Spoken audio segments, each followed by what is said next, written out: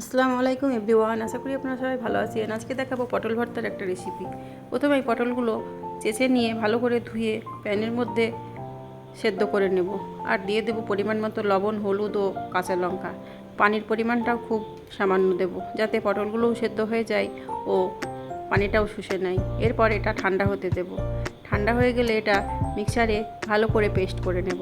তারপর ফ্রাই প্যানে তেল গরম হলে এর মধ্যে ফোড়নে দিয়ে দেব কালো জিরে, শুকনো লঙ্কা, রসুন কুচি ও পেঁয়াজ কুচি। এগুলো ব্রাউন ব্রাউন হলে এর মধ্যে দিয়ে দেব পটল বাটার ওই মিশ্রণটা। তারপর ভালো করে হালকা হাতে নাড়াচাড়া করে নেব। আমি সেদ্ধ করার সময় লবণ দিয়েছিলাম, যদি প্রয়োজন হয় একবার লবণটা চেখে নিতে পারেন।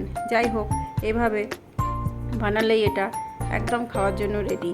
গরম ভাত বা রুটির সঙ্গে খেতে খুব ভালো লাগে। অবশ্যই করে দেখবেন। Thank you. আল্লাহ হাফেজ।